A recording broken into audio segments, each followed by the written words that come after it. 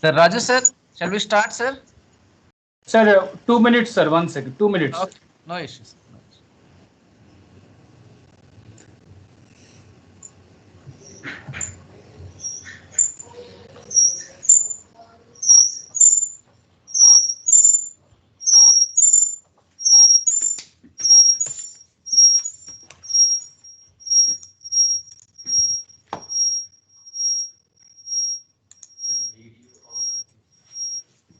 Sir, we can start, sir.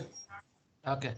Welcome back, participants. The title of the today, session number 8 is remote sensing application in irrigation management with case study. So it will be delivered by Dr. P.V. Raju, Head of the Water Resource Monitoring and Assessment Division, NRSC Hyderabad. Sir has been already, sir was introduced to you already yesterday. I think, sir, now you can take over the session and proceed your presentation, sir. Okay, thank you, sir. Good morning to all. Today, my presentation, rather my topic of lecture is, as it has been told, remote sensing and GIS applications in irrigation management, irrigation water management.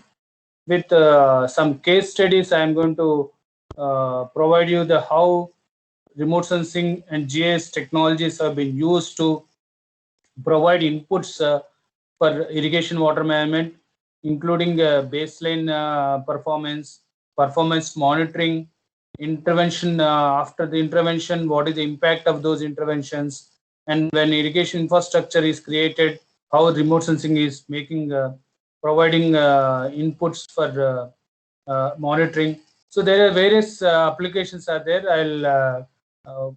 Make you I'll apprise you those applications systematically through my slides, and just to give kind of a overview of what is irrigation in India. This particular slide will provide you a brief, if not a very up-to-date statistics, but they are still, most of them are valid.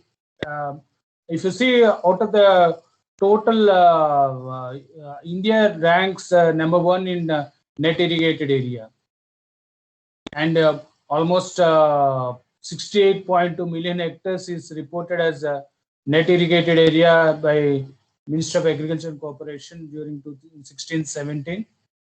And as per the Ministry of Water Resources, 139.89 million hectares is the potential ultimate irrigation potential. That means that out of 328.7 million hectares, we have about 140 million hectares of area which can be brought under irrigation utilization. That's ultimate irrigation potential. And since independence, at the time of independence, India had about 22.5 million hectares of irrigation potential created by the then projects that were constructed just prior to independence. And realizing the importance of irrigation need, because of we are monsoon dependent, we receive more than 85% of annual rainfall during 4 months, that too within a rainy days of less than 1 month, 30 days. So government has given a lot of impetus, huge investments, infrastructure has been created progressively, and over the years now almost we reached a potential that is created is around 113 or 114 million hectares out of 140 million hectares. That means we are 22.5, now we have reached almost 114 million hectares of potential created. And we all know India, there is extensive groundwater utilization. If you see the groundwater irrigation utilization, it was as low as 28% in during 1950, and today, as on 2009 statistics, as per the 2014 report of Ministry of Agriculture and Cooperation, 61% increase is there groundwater irrigation.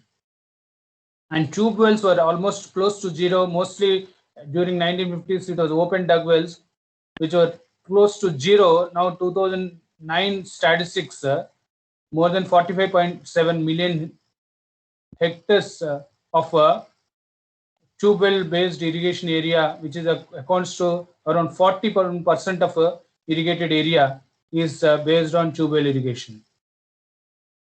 And with this scenario, we all know how important is irrigation, even though it is the largest consumer of water in terms of all other sectors, but it is a backbone of our food security. And today, India is self-reliant, rather reliant on food, is because the investment the government of India or state governments have made in irrigation sector that made us self-reliant in food and providing food security to our more than 130 million billion people, rather million people in the country.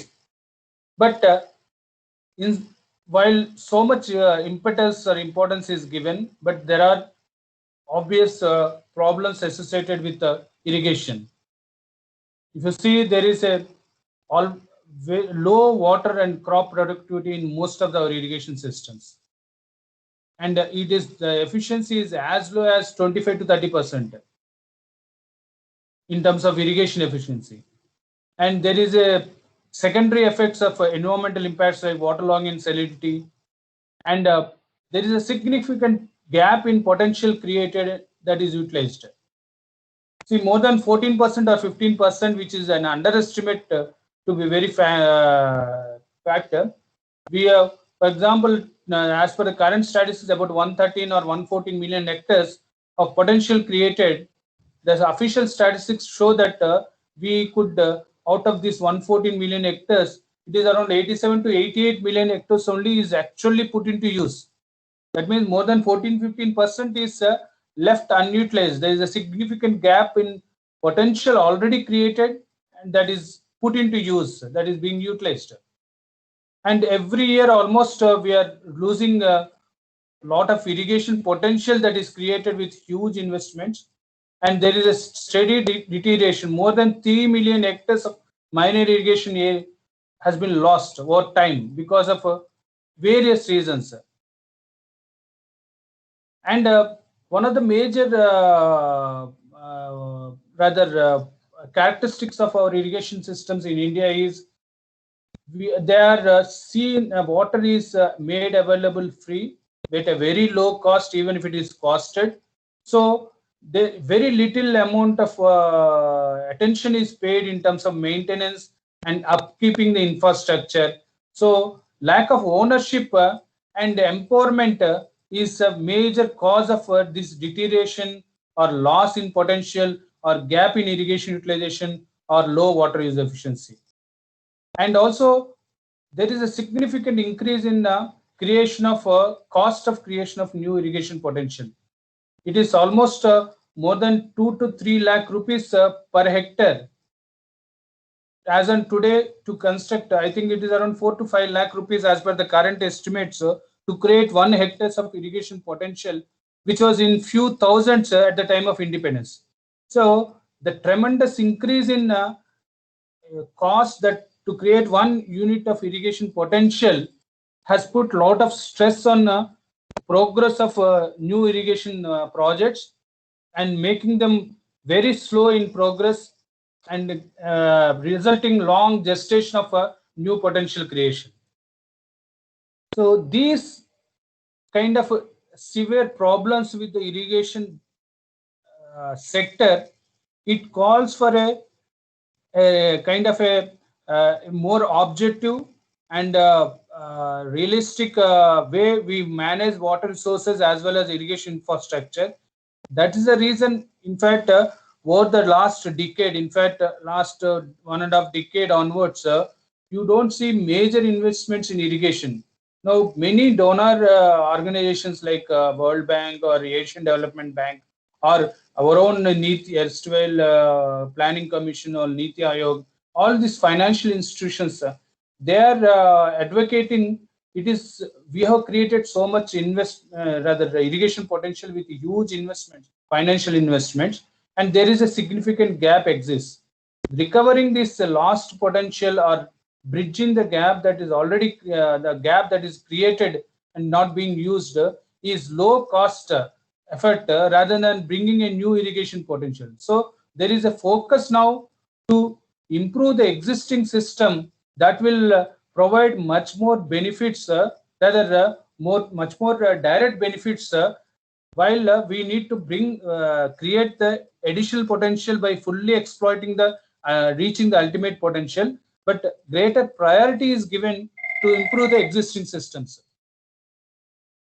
So in this context, there are many challenges and there are constraints and gaps. To enhance it, what are the challenges? We need to enhance the water economic efficiency and water utilization efficiency.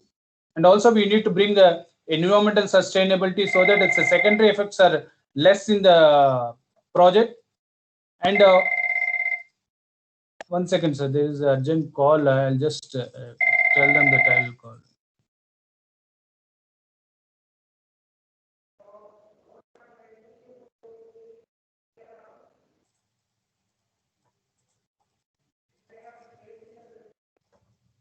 And not only we make efforts to improve the current systems in terms of their irrigation utilization, in terms of water efficiency, it is important to sustain that improvement so that we meet all the present and future requirements.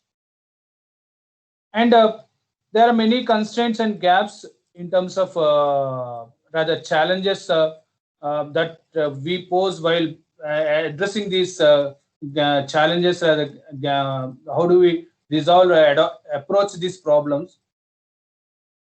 And many complexities that are associated with our irrigation, like diversified cropping pattern.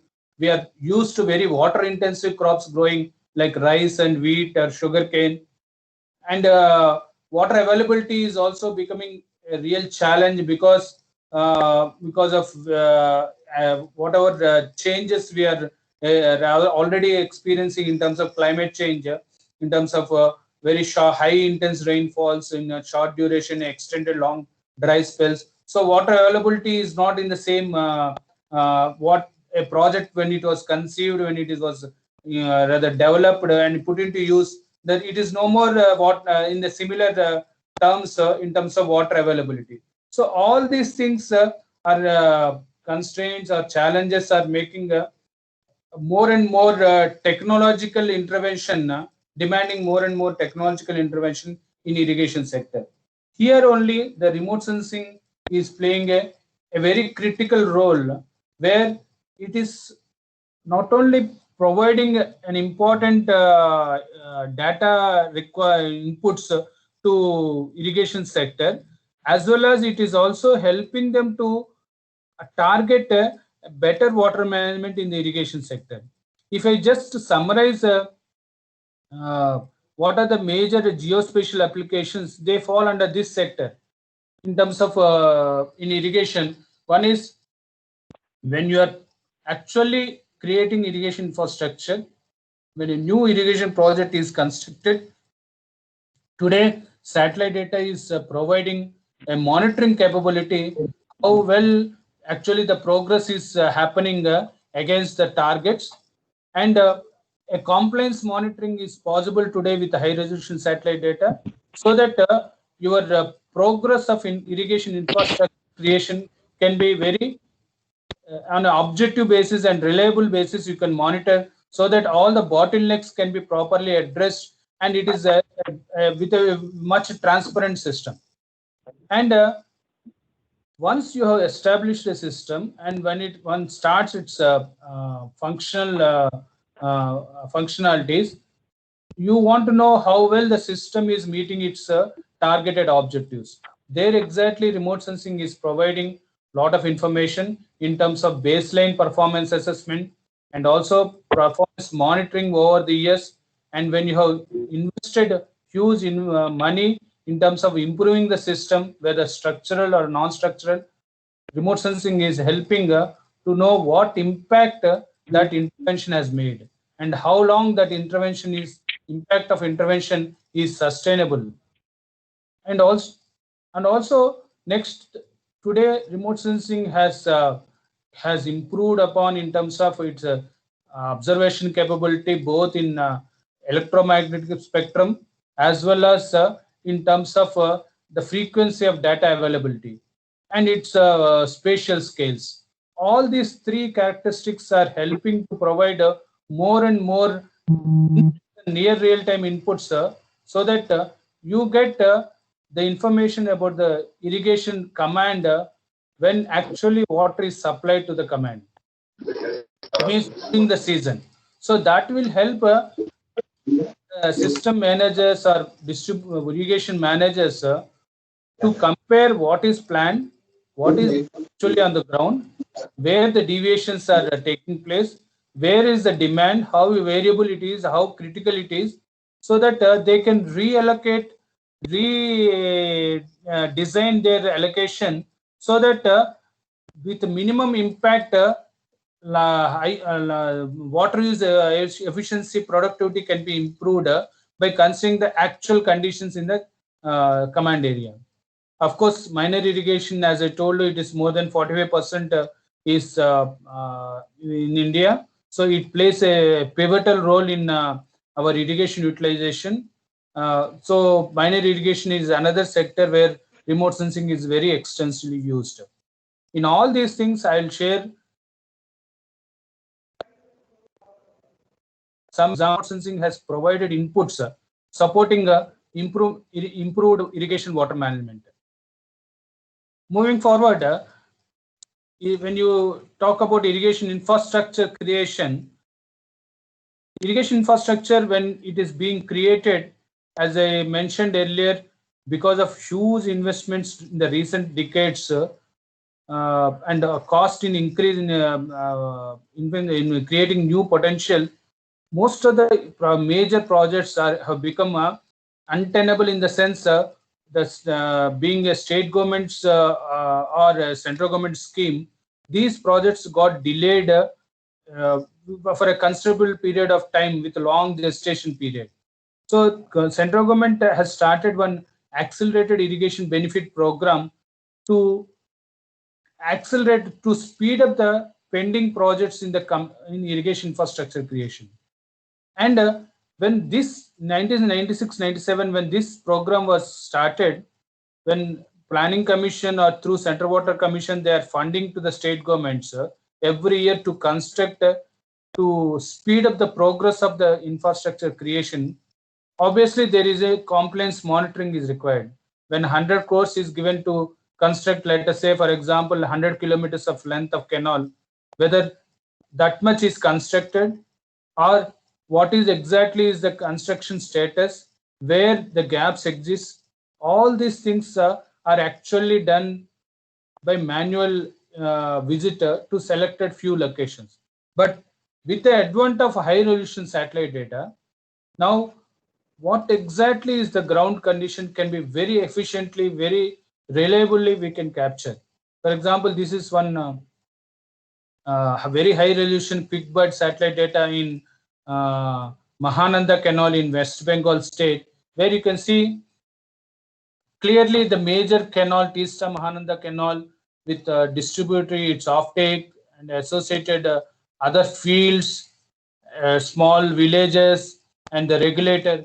So high resolution satellite data, you can capture very clearly what is the physical status of the infrastructure that is being created. Like this particular slide which is shown here, a canal which is under construction, which is a completed section, under construction, a gap, again the construction section is there after the gap. So like this, you can qualify command area progress, rather infrastructure progress in its completion, in its progress and critical gaps along with the associated structures.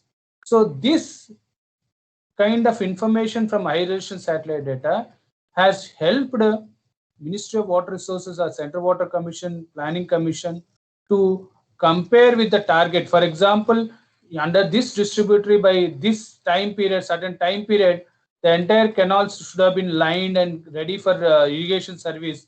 Whether that is done with or not, today they are using high resolution satellite data to compare with the targets and how much is the command area length, the physical infrastructure is created and how much infrastructure that is created, how much potential it can provide. For example, if you ask me, give it this canal section, the canal is has got ability only to provide a service up to this irrigation service up to this reach only, which is within the gravity. So even a physically completed section is there downstream with a gap, is not hydraulically connected. So on true terms, the potential created and utilized is different.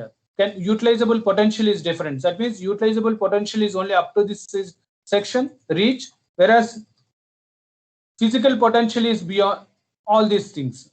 So that kind of a distinction, not only infrastructure creation as well as physical infrastructure potential that is created, utilizable potential that is created, all this information can be obtained from remote sensing. And NRSC, having demonstrated this, has carried out in 103 AABP projects all over the country. More than 6.5 million hectares of area was mapped with high resolution Cartosat data, as it has been displayed on the left side. All minor level canal network and their construction status against a planned targeted status was assessed, and exactly how much is the irrigation potential created as on the date of satellite data was documented, and reports were generated. And today we have created one satellite based online monitoring tool over Bhuvan, where multi technologies like including mobile app, all those things have been integrated on this platform, where the Central Water Commission or state water source departments need not have any kind of a image analysis software. A simple web browser is sufficient. They can purchase the satellite data against their time of interest. For example, somebody is looking at December 2020. They can order the satellite data, and that satellite data, once it is acquired, it will land in this Bhuvan online monitoring with user credentials. The concerned engineer can open that with his user login credentials and do all the analysis of estimating what is the against a planned canal infrastructure creation, and what is exactly lying on the ground based on the satellite data interpretation. You can use mobile apps, ask for field people to go and provide field photographs, geolocated field photographs that will directly land on the through geolocation on the corresponding location on the image, so that he can verify if he has any doubts. And all these things tools are developed, and for 103 projects, and additionally all the 99 ABP projects, today Central Water Commission, they are using this online monitoring tool. Not necessarily this tool alone. Generally now they are using satellite data for monitoring the physical infrastructure creation progress and preparing a compliance monitoring report.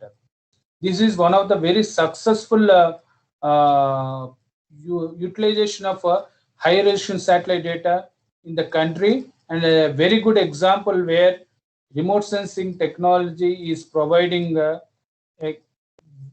kind of a online monitoring support to the physical infrastructure creation progress. And over time today, if you see, you must have heard about various lectures that are delivered to you. There are new and new sensors and new constellation of satellites are coming up. Like this is a typical example of Planet Labs data, where you have almost they claim a daily coverage entire globe. That means anywhere in the globe you get daily data. This is a typical example of monthly data in a Lower Penganga irrigation project, Telangana state, how you can monitor the physical progress of satellite data, rather infrastructure creation, by time stamping when exactly the work has been initiated. This you can see this top row figure.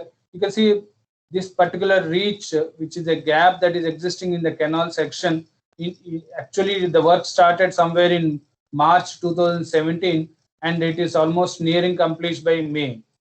Similarly, there is another downstream reach where the work has started in April and it is in progress nearing completion in May.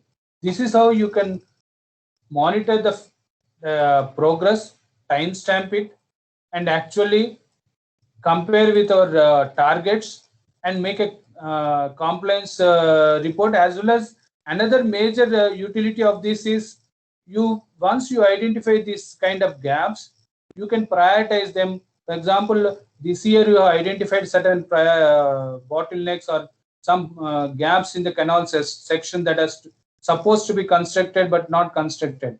Now, for the release of next installment in the next year, you can prioritize them, because suppose this particular section, if it is completed, then it will provide a greater length of canal section that is readily available for providing irrigation service, rather than concentrating on a new irrigation canal supposed to be constructed. So such kind of a prioritization can be done with the satellite data, and it is not a sample basis. Once you get the satellite data, it is you are viewing entire command area. So a comprehensive total command area status is brought out from the remote sensing, whereas any conventional field approach is providing only on a sample basis. You will be extrapolating and coming out with what is the accomplishment status for the command area with some few ground visits. Whereas with satellite data, now you know a comprehensive full command area status. Okay, sir, we'll just move forward. There are, we did some cost benefit analysis also. I'll just leave it here. Rather, I will not go into very much details in the. But if you see the total outlay of command area projects which are ongoing, around 89 or 99, more than as of now around 1 lakh crore rupees is required to complete these projects. And if you see, the cost of satellite data based monitoring is as low as 0.002% of the total outlay, and that much is the minuscule of investments when you use satellite based monitoring, while it is providing a very effective monitoring of the program implementation through a very transparent, whether somebody with a good amount of training, whether whomsoever does it, the results from satellite data will not vary much, maybe in the order of 2 to 5%, or at the most less than 10%. Whereas conventional field based is always subjective in nature. So I move forward to performance baseline inventory and performance assessment. Any questions up to this, sir, from the audience? Yeah, just one query, sir. Yes. Can you compare conventional field visit cost vis-a-vis comprehensive satellite monitoring? You know, you have given this as a percentage of the total cost, total outlay, which is 0.002%. But then compared to conventional field visit monitoring, what is the comparative cost in a scenario? Sir, that exactly we did not do, because it is difficult to have that kind of assessment of how much investment cost is involved. But it will be almost it will reduce by 1/5. Okay. That is what we have indicated in this fifth bullet. Okay, this is 1/5 is as compared to the traditional conventional. Yes. Okay. And sir, another advantage, as I mentioned earlier, conventional system is always based on some sample measurements. Yeah, sample based. This is comprehensive. This is comprehensive. Okay. Thank you, sir. And it is recorded for evidence for any period of time. Yes.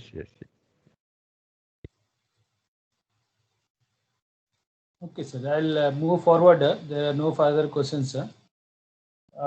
See, next phase of major application of remote sensing and GIS is in the baseline inventory and performance assessment of irrigation projects. As already been discussed, our performance of many of the irrigation projects is very low, especially water use efficiency is in the order of 30 to 40%.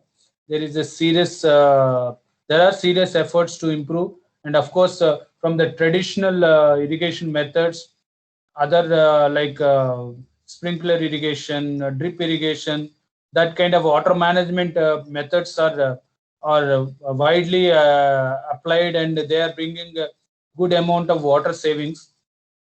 But all these things, while we put into all these new ways of water management techniques in irrigation sector, one of the fundamental requirement is where do I stand before I make an intervention? That means I'll just quote one simple example. For example, we take a four-wheeler or two-wheeler. When we want to give for a mechanic, we approach. He will ask us what are the problems. We tell based on our experience. We quote some few things what we are facing. But generally, what he does is he goes for his own ride or his own test run to understand exactly what is the problem associated, what kind of interventions that are required, which one is a priority, which one is at a lower priority. So whenever we want to improve or make intervention in any system, first we should understand what is the objective target of that particular system it is functioning, and where against that defined targets or objectives are where that system currently standing. That means benchmarking. And once I benchmark the system performance of the system, then I identify where it is deviating largely against the targeted values. And not every aspect of is on priority. So I need to identify which I need to take on priority and which are at a lesser priority, so that my immediate investments, my immediate attention is towards that. Exactly, remote sensing is there providing an important information when we start looking at making interventions by huge investments for improving the irrigation system. So it is providing a baseline inventory of the system. Also, it is generating a lot of performance indicators of the system, and you can compare with the its targeted values, and you identify where it is the targeted values are not are able to meet. That means identifying the low performing units, and once low performing aspects or units are identified, you conduct a diagnostic analysis. That means what is the reason for the low performance? It is not whether it is a water management, or it is a field application procedures, or soil itself, the resource itself doesn't have that kind of a potential. There could be various reasons for the underperformance. So the reasons, the causative factors for the underperformance need to be investigated. Satellite data does not give that, but satellite data gives where the differential performance is there. So that is what my few slides, few examples will show you next few slides, how satellite data is providing that kind of a performance benchmarking in irrigation systems to understand where the intervention is required, or to do further investigation in the causative factors for the low performance.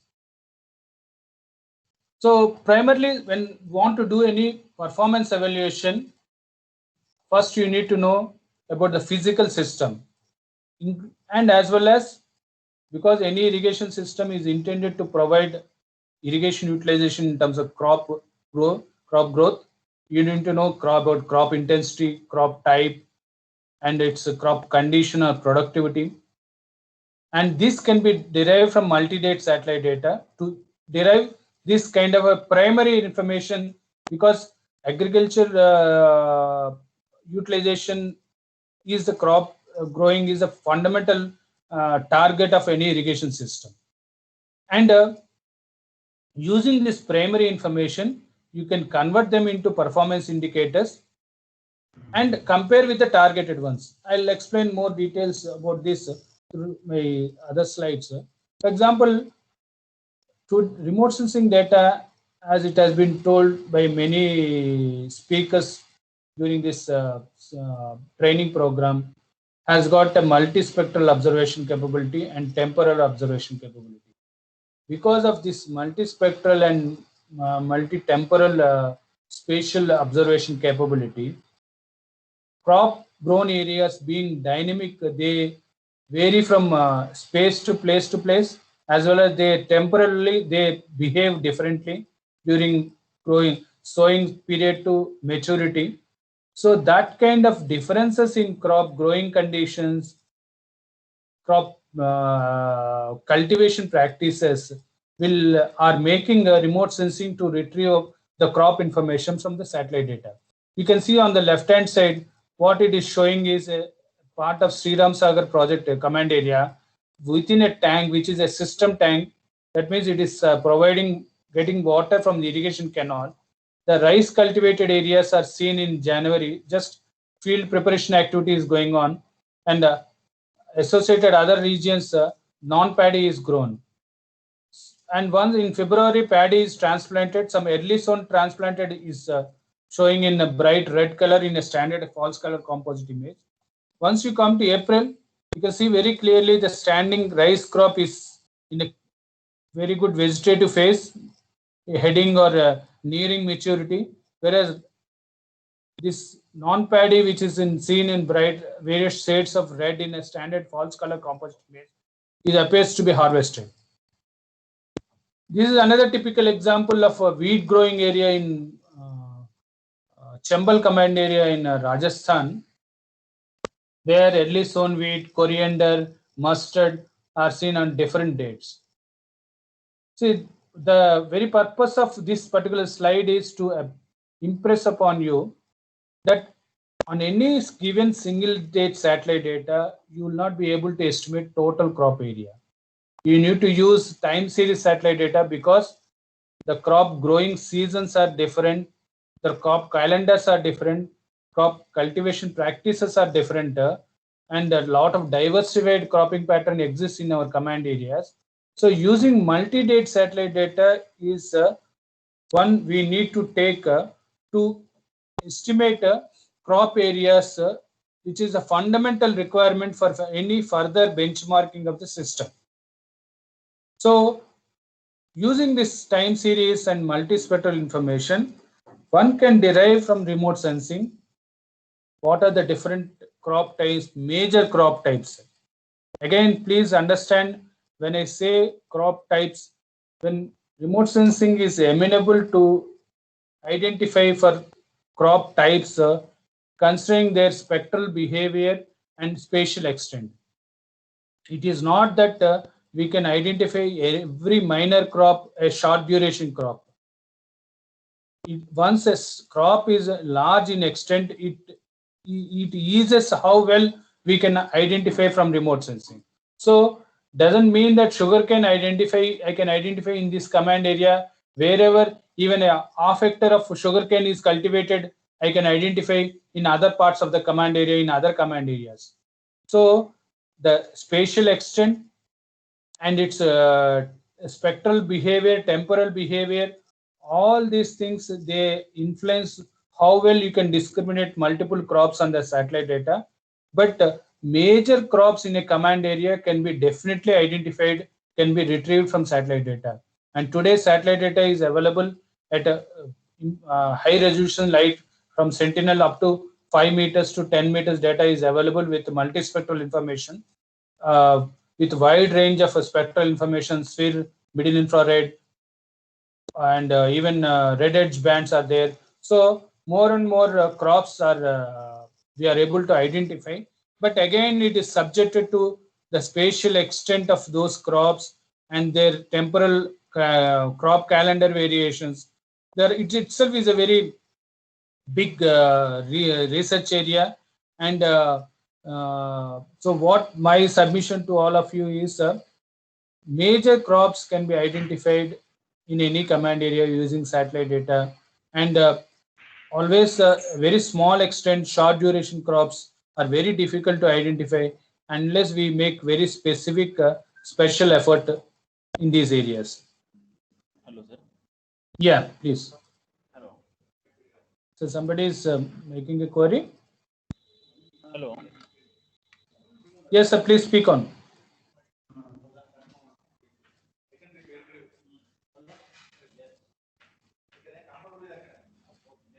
I think Srinivas Sugar, you can mute others if they are not asking for a questions.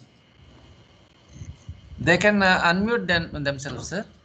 Otherwise, as an organizer, I think you can do that for others. I think that we cannot do, sir. They have to do that one, I think. Achha, okay. Those who want to have a question, they can unmute themselves and they can ask. Okay, okay. Otherwise, Okay, sir. We'll move on. Okay. Yeah, they can post their questions in a chat box. I will read for you, sir, I think. Yeah. Okay, that's not. Okay, we'll move forward. So somebody was speaking. That's the reason I just. Okay, sir. So as I explained, the primary information that is derived from satellite data about the crop is total cropped area, major crop types, and crop condition in terms of, because multispectral data provides you how well is the crop in terms of its health, and it can be sometimes for cereal crops, rice and wheat, and it can be converted into yield also. While this is the most established retrievables from the satellite data, there are other retrievables like moisture content, leaf moisture content, evapotranspiration. Still, they have not reached at an operational stage the way we need at a temporal frequency. That's the fundamental reason I have not listed here. These are well established. Operationally, they are expected for most of the regions. From this primary information, purely using primary information, we can generate a lot of set of performance indicators. I am not going to read out these things, but when you get some field data, like how much water you have delivered and what is the targeted irrigation utilization. For example, a canal can be targeted to provide to 60% of its potential area, or in one season, in Kharif season, in Rabi season, it could be 40%. So considering those targeted values, you can do what kind of irrigation intensity against the targeted one, and also by converting productivity into yield per unit of water. And another advantage of satellite data is you are capturing information at a pixel level. That means you know the variability within a canal reach also. A canal, from how it head reach to tail reach, how the yield is or crop condition is varying. In the head reach, what kind of crops are grown. In tail reach, what kind of crops are grown. How much water demand is there in head reach and tail reach. This is another unique advantage with the satellite based approaches. So you get variability from within the canal, within the irrigation unit, and the production per unit of water, and converting into water use efficiency. So basically, from the primary information derived from satellite data, you can generate crop and condition related indicators, and also water related indicators can be generated by collecting the field information. So these kind of efforts we made in various projects. I'll show you how remote sensing can provide such kind of a performance benchmarking in irrigation systems through some examples. And the following tables, these tables are provided for your understanding what are the major indicators that are used for irrigation efficiency assessment, which are quite exhaustive in nature, and how they are measured, whether remote sensing is can provide as a substitute, or whether it can be applied or not. That kind of a status that is provided gives you some kind of understanding what is the technological feasibility of the remote sensing against the performance indicators which are widely used or recommended in irrigation system performance assessment. I'm not going to read out. It is for you to just go through, and it will be of interest for you definitely in future. Similarly, have also made one more table to provide you various indicators. What are the remote sensing derived parameters? How they can be linked with the indicators? What kind of parameters that are derived from remote sensing, and how they are linked to the performance indicators? The matrix has been done for your understanding. So moving forward, these following slides, I'll show you some examples how this technology has been put into use to do baseline inventory, performance assessment, performance monitoring, and providing inputs to the irrigation department for their requirement of overall improving the irrigation water management in various command areas. This is a typical example in Bhakra Canal command area, where multi-date satellite data was used to derive the cropping pattern like wheat, oilseed, and other crops. And we have established a statistical relationship with the crop condition of wheat with the actual field experimentation, crop cutting experiments, and estimated the spatial yield, crop yield of the entire command area, Bhakra Canal command area, which is about 1.2 million hectares. That means 12 lakh hectares of command area. So like this primary indicators irrigation intensity, this particular maps, they show you canal-wise irrigation intensity. Each boundary indicates the irrigation unit, where does it stand in terms of potential CCA versus these pockets. For example, they are having very low intensity, whereas these areas are fully utilizing the total potential. And in terms of cropping pattern, that means these areas are dominated by wheat. Other areas, these areas are dominated by non-wheat crops. And you can see all these stretches of wheat yield is low compared to the eastern part of the northeastern part of the Bhakra Canal command area. Like this, you can do baseline inventory, baseline performance indicators can be generated, and you can monitor over the years with the satellite data. This is a Hirakud command area example where similar effort was made, and how much is the total crop extent during Rabi season is estimated in Hirakud command area over a decadal period, and it is integrated with canal discharge data, essentially to qualify the performance of the system in terms of area irrigated per unit of water. And various performance indicators are generated, and to know a different irrigation unit level, at a section level, at a distributory group level, what is the crop intensity. This is a typical example where, using all the 3 years of satellite based input, the distributaries or irrigation units which are having a low crop intensity in all the years, and highly varying intensity in all the years, whereas their performance is more than 70% in all the 3 years.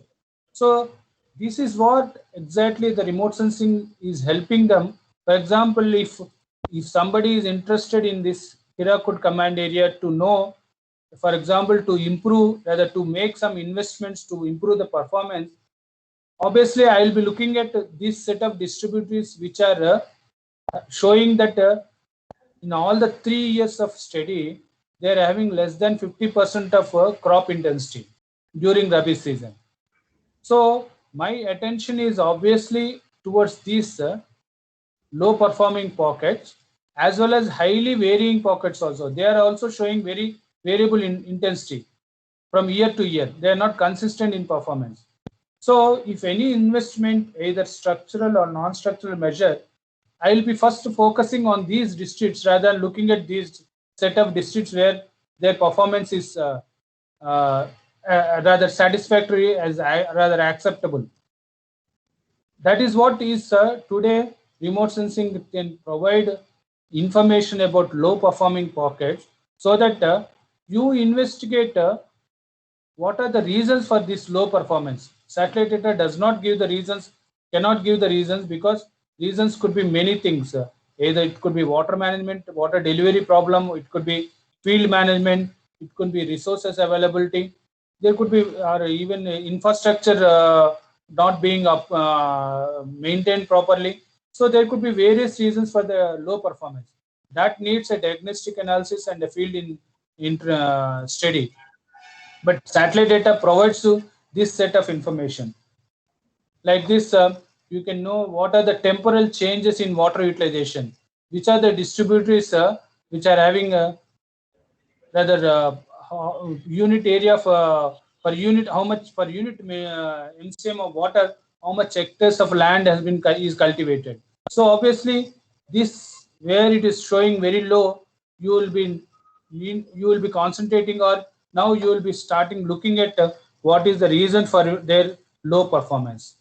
This is how satellite data is used in many command areas to have a baseline performance assessment and identifying the poorly performing pockets by integrating satellite data information and the field data.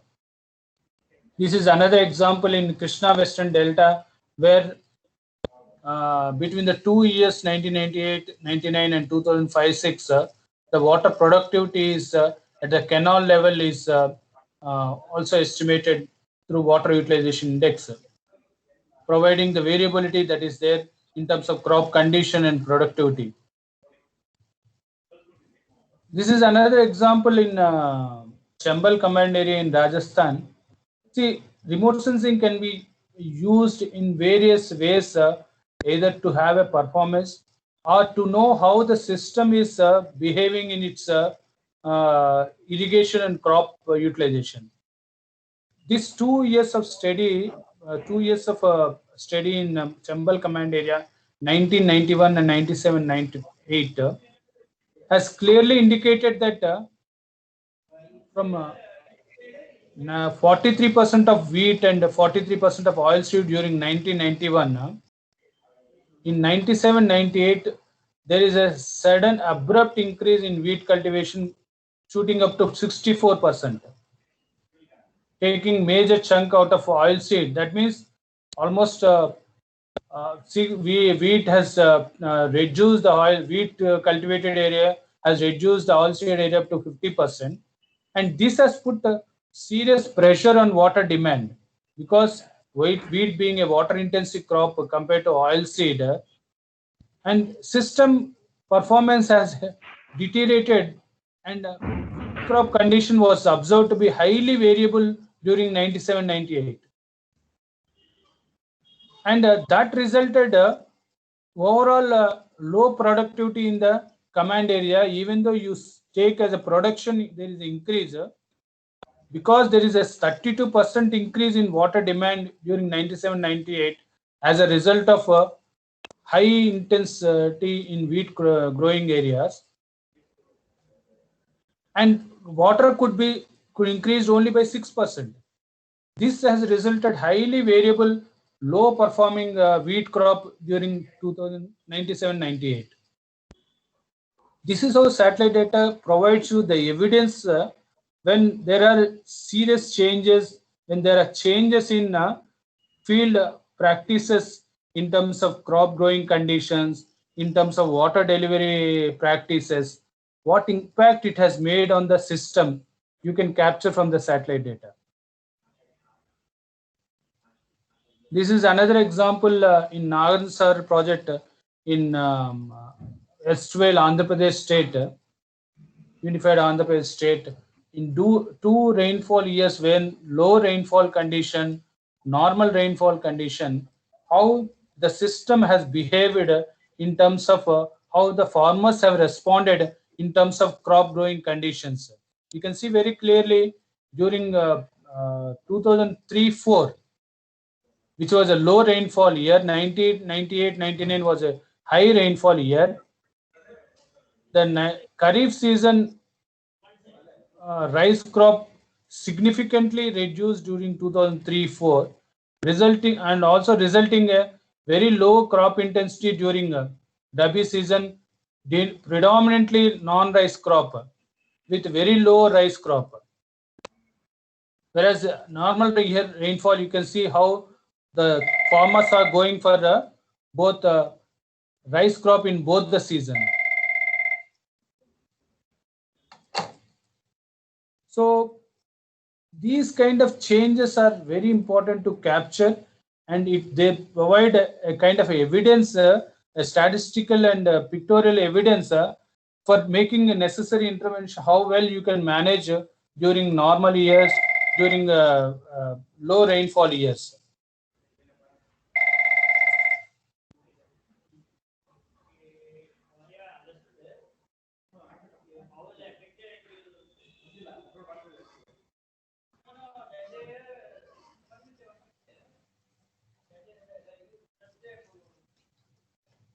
Similarly, the similar assessment when we do using primary derivatives from satellite data and integrating with the field observed rather crop cutting experiments or discharge data, we can generate at a distributory level various performance indicators. As I told you, this is a typical example how a paddy yield is estimated.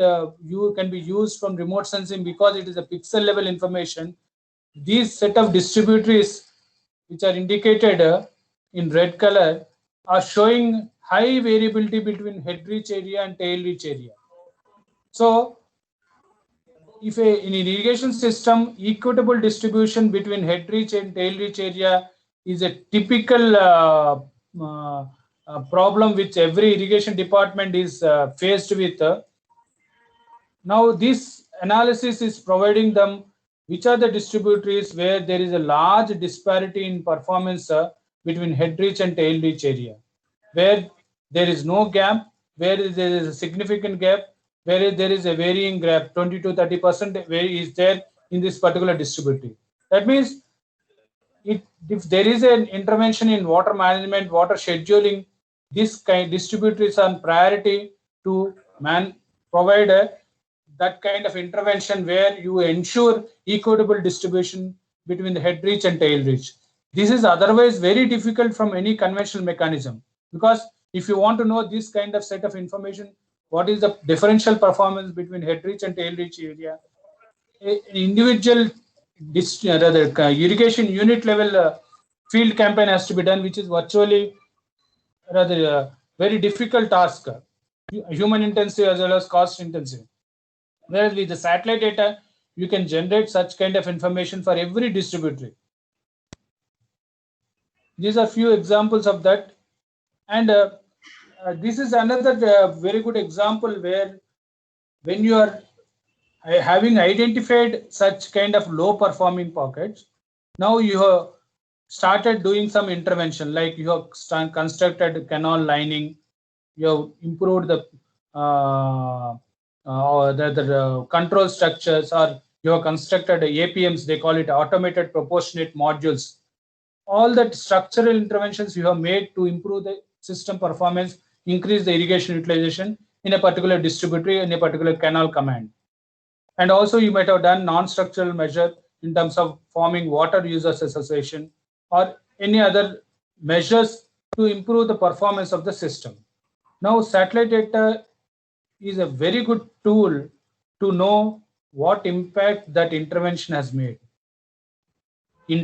This is one very good example where in two set of distributaries where huge investments have been made in Hirakud command area, what impact it has resulted in irrigation utilization.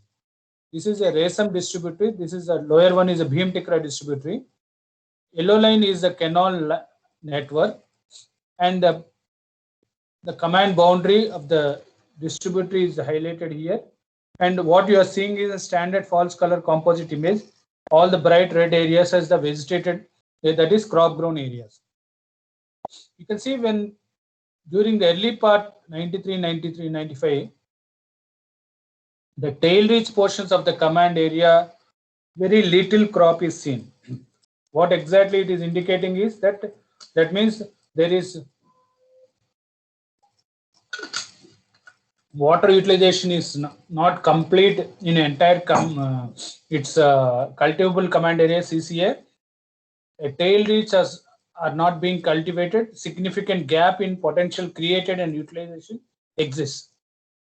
The government has invested money. They lined the canal. They did the water users association. All that interventions has resulted. You can see in 2002 and 2007, there is a significant increase in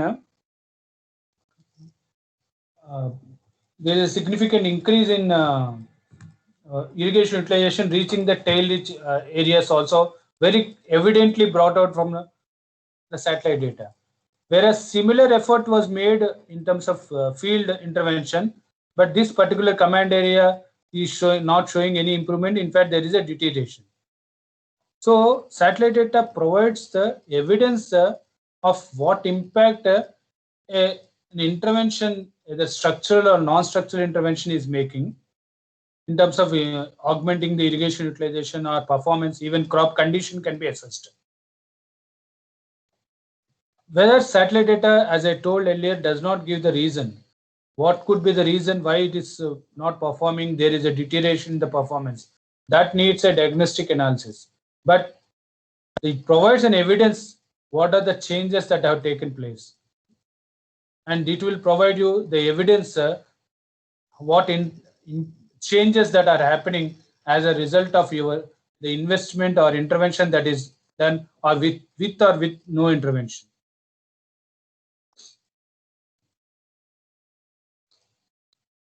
This is another example where in Jorala project, after construction of AIBP scheme in Jorala project, how the stabilization of Rabi crop has taken place. And you can see from this graph in the post AIBP period, there is a stabilization in Rabi utilizations with a significant increase in Rabi area, which is captured and depicted in animation here, showing you can see more Rabi season crop area, which is clearly providing the AIBP implementation impact and establishing the utility of AIBP in reducing the potential created and utilized.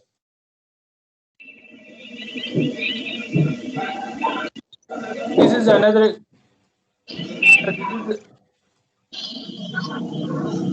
This is another example in here again in Andhra Pradesh, where Pattisima lift irrigation scheme, which is essentially built to supplement the irrigation requirements of Krishna Delta, because Krishna Delta, owing to many new projects in upstream of Krishna Basin, have got constructed. So there is reduced systematically, inflows are getting reduced to Krishna Delta, and also there is a significant delay in availability of water for this delta use. To supplement this requirement, Pattisima lift irrigation system was constructed by lifting water from Godavari and bringing to Krishna Delta during the early part of the monsoon season, because Godavari being more perennial in nature. So that has clearly brought out when Pattisima was not, lift irrigation scheme was not available. You can see during early part of July, crop, pardon?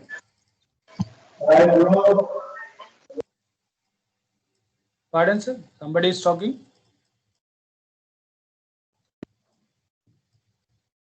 Okay. Sir, you can see very little crop, rather very sparse crop is seen. Whereas once the Pattisima lift irrigation scheme started providing, supplementing, lifting water from Godavari to Krishna, there is a significant stabilization and advancement of agricultural operations are seen, and consolidation of delta irrigation utilization can be seen very clearly. As you can see, more area is brought under cultivation. The complete potential is being utilized compared to prior to Pattisima and post Pattisima. A very good example of how remote sensing is helping them to substantiate the improvement that is brought out by the such kind of intervention. And these are the pockets where the increase in crop area has taken place as a result of this physical intervention. And satellite data can be used in many ways, not only before and after interventions. It can be used in terms of identifying the potential utilization. This is another example where NRSA, where it is generating an annual land use land cover information for the entire country, making use of that land use land cover information in Subarnarekha Basin, using almost 10 years, a decadal of land use land cover information, which has this kind of a Kharif only, Rabi only, Zaid only, double triple crop area, crop classification information. It can be converted into which are the areas where irrigated, they are perennially irrigated, where they are not, where the irrigation gap exists. Once in 2004 to 2014 are irrigated, cultivated. This is helping them to identify the potential, the gap in potential created and utilized. That means these pockets, which is shown here in this color, they indicate that they are irrigated at least once during this decadal period. So this kind of information is providing them to know where the gap exists, where potential was created, but still it is not being utilized. This is another example in Telangana, where satellite-based information was used during the season, and against the notified cropping command area, satellite-based crop area was compared, and they identified that while CCA in Kadam project was only 68,150 notified CCA, whereas during Kharif 2016, it is as much as 87,345 hectares. So what does it indicate? It indicates that progressively consolidation of land holdings have taken place. More area was brought under irrigation, but notification has not taken place. So this kind of a reconciliation of command areas is underway. In fact, Telangana government is taking up this as a first initiative to relook and reconciliation of command area potential is underway using satellite data. And also we did some kind of a cost benefit analysis. If you see this kind of, suppose you bring this additional 21,000 or 19,000 area into notified area and collect the cess, it is about 28 lakhs per season government can collect this cess. And as per 2017 Ministry of Water Resources report, the gap in water cess revenue assessed and realized, please bring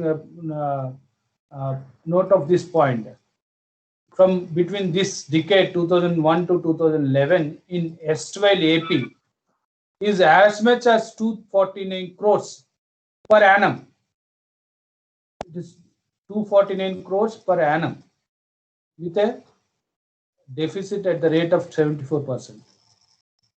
So even if we can make a 10% increase from the satellite data, it is a huge intervention benefit to the exchequer of the government. And further, today satellites are providing very high resolution revisit capability with multispectral information. So we can know what exactly has happening within the command area during the season. This is one example in Hirakud command area, where you can capture every 5 days using AWILS data, which are early transplanted areas like these regions. You can see spectral emergence as early as February 1st week or 2nd week, and slowly later part of the area is getting spectrally emerged, seen on the satellite data, which indicates nothing but the transplantation variability of the rice crop and how it is progressing as it's shown in the graph. And you can qualify them in terms of where is it early transplanted, late transplanted, normal transplantation. Once you know this information during the season, you can translate this information into irrigation demand. And we made a analysis in Hirakud command area, where Attavira branch canal, this part of the command has got a high intense early transplanted area, high proportion of early transplanted area. The crop water requirements have drastically reduced from April first fortnight to April second fortnight, almost close with very low value during May first fortnight. But because there is no such information to the department during the season, when season is very much on and when they are delivering the schedule irrigation waters, they continue to supply same amount of water. You can see this graph, the demand has reduced from around 29 MCM to 19 MCM, more than 30-35%, but irrigation deliveries were same. Whereas in other part of the command area where demand was high, deliveries were very less. So we cannot, rather if the department can be provided this set of information during the season, so there is every possibility that they can redivert this excess supplies in this reach of the command area to other needy areas. There exactly we are making efforts in Narayanpur command area in Karnataka state, where we are trying to develop a satellite data based irrigation scheduling and decision support system using real-time data sets. We are monitoring the satellite command area through the season, during the season, by using multispectral, both microwave and optical data. Like you can see in this figure, where the multi-date satellite data from microwave are providing the additional transplantation area, incremental transplanted area, the paddy grown areas. You can see very clearly here, you observe in these two locations, the area which was there in 3rd August, there is a significant increase in rice grown area as on 15th August in this region. So this kind of a periodic time series satellite data we have monitored, and we have developed a time series, how progress in crop area and crop type is done through the season. And this is converted into spatial irrigation demand.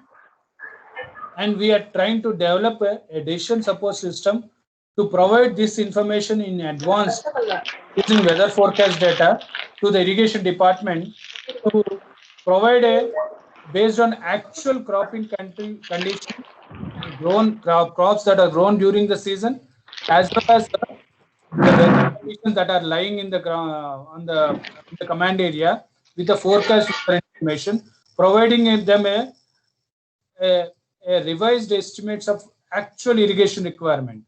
So we are in the process of engaging them in terms of MOU with the Narayanpur command area, and trying to develop a decision support system which will in turn provide them weekly advices of how under different canals, how much water demand is there, how much need, how it can be delivered at what schedule, and at the end of the season do a performance assessment, rank entire system in terms of water use efficiency, water productivity, and other related performance indicators. This is another typical what is the cost benefit analysis of irrigation demand forecasting. You can just go through that. I'll quickly rush through some minor irrigation applications. There are today high resolution satellite data is providing a lot of information about the minor irrigation. These are typical examples where you can capture the minor irrigation structures, surplus weir, and you can identify what are the different crops within the tank command area, and within the intra-field variability you can capture, and you can estimate per field level crop classification can be done using very high resolution satellite data, and can be used for within intra-field what crop condition for field level variability that is existing within the command area. And we did one study for Ministry of Jal Shakti Water Sources, where NPRRR program was there under Bharat Nirman, national project for renovation, restoration and rehabilitation of minor irrigation tanks all over the country. We did for about 742 tanks in the spread over 5 states in the country. And the study has brought out prior to intervention to post intervention in this is in Mahbubnagar district out of 246 or 223, I think so, 28 plus 2 for 6 tanks. 188 tanks have shown improvement in their performance. There are no changes in 20 tanks and 8 tanks have shown decrease. And overall annual irrigation utilization has increased from 11,000 to 18,000. This is how satellite data was used to evaluate the impact the program implementation has made, and it was used for reporting the program success. Finally, I will just conclude.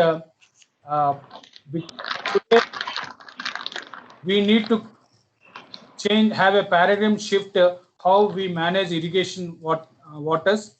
There is a need to change towards a data-driven management of irrigation projects through integration of all the right from satellite remote sensing, data collection platforms, field observation network, AWS, GPS, and also the field machinery, field department, so that we both integrate both scientific as well as traditional knowledge and provide a near real-time inputs for through decision support systems for performance optimization of the irrigation systems, and also sustaining their performance so that we continue to have high water use efficiencies in irrigation sector.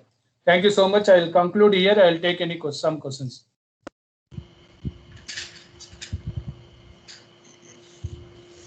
Sir Srinivas Garu, we can have some questions. Yes, sir. Yes.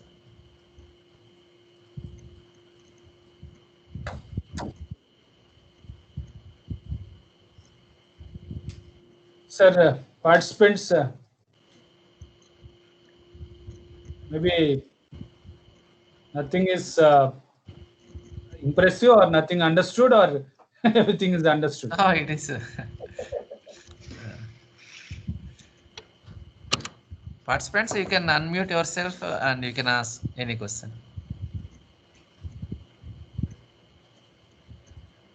Sometimes they forgot to unmute and yeah, that's speaking. Yeah.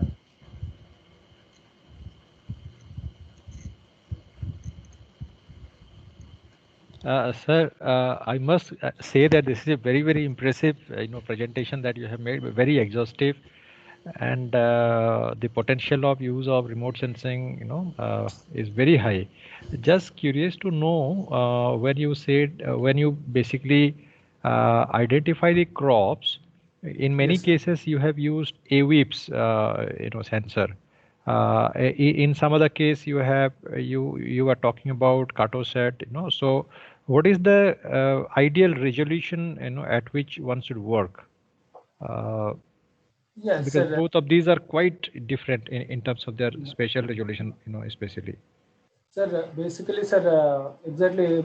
That's very good question, sir. I'll just answer that through this slide.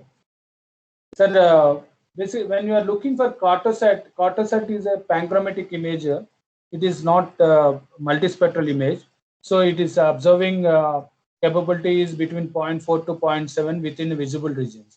So it is not essentially for crops identification because it doesn't provide the variability that is unless you have multispectral information.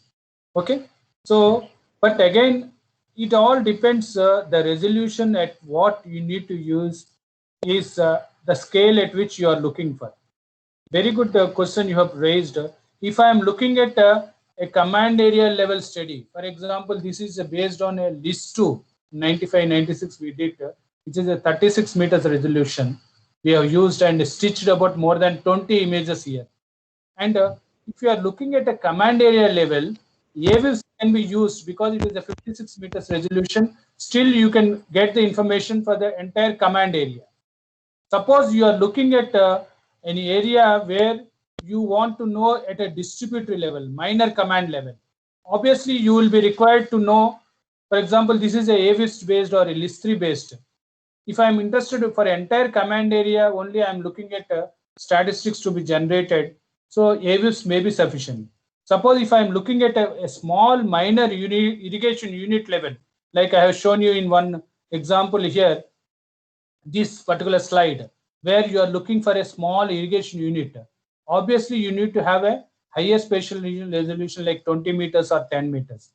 And if you are looking at minor irrigation, where you are looking at a kind of a small irrigation unit in the order of few hundred hectares of 100 hectares, then obviously you need 2 to 3 meters or at the most 5 meters, even sometimes 1 meter or depending on your field level applications.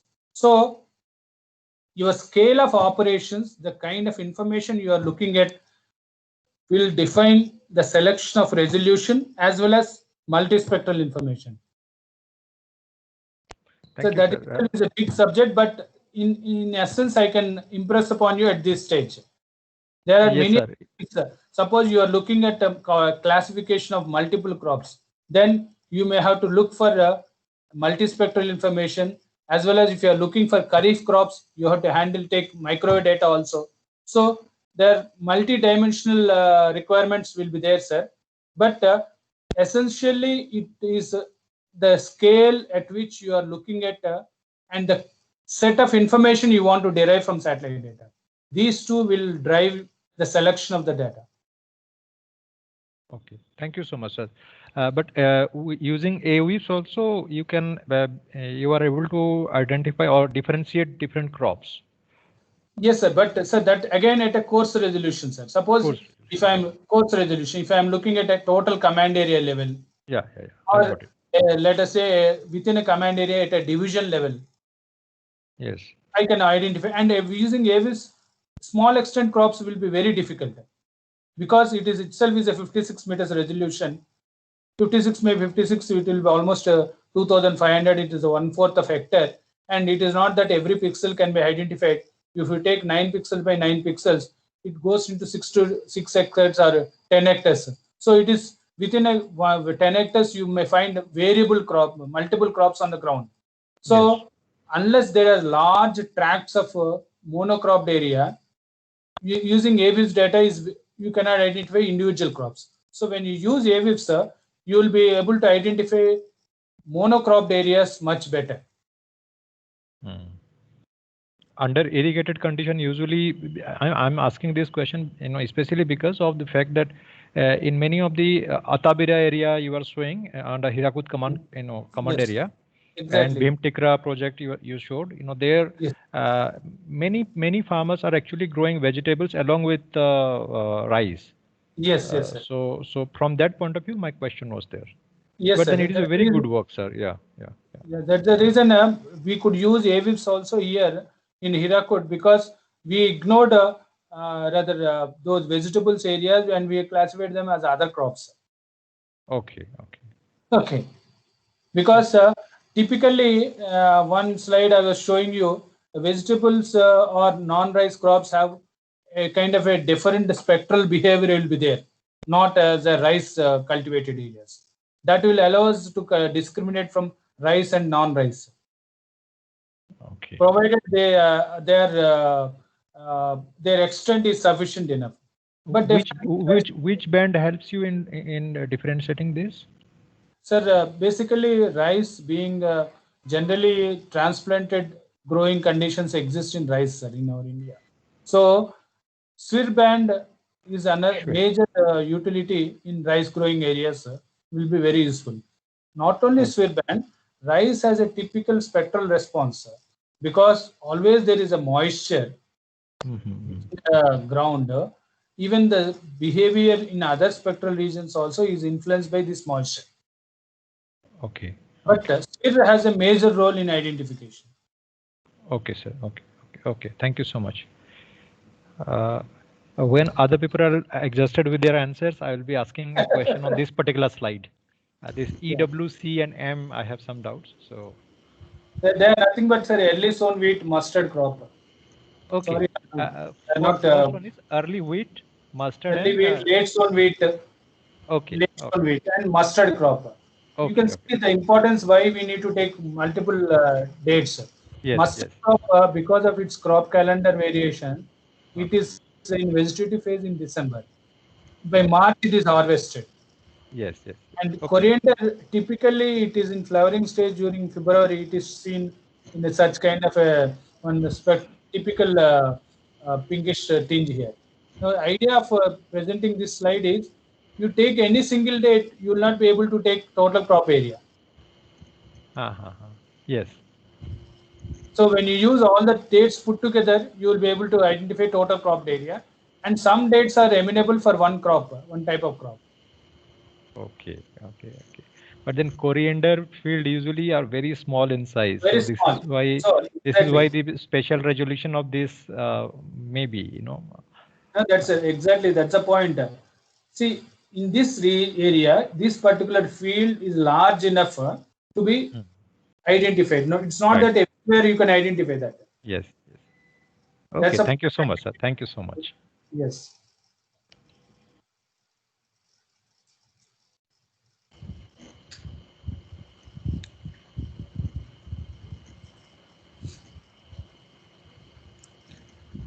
Okay, sir. I think there are no questions from We're going to participants. We'll lunch. stop Yes. here. Okay. Yes. Thank you very much, sir. Thank you very much. Yeah, I'll share this PDF. Yeah, please, sir. Share with them, sir. I'll send you by mail. Okay. So Okay, participants, again, we will, next session will be begin at 2:30 sharp. Okay. So. Okay, sir. Srinivas, thank you, Okay, sir. everybody. Thank you, sir. We'll drop this. Anybody, you so you much. can feel free, please, to contact me. My email ID is there in my presentation. Sir, otherwise also you can share my mobile number, sir.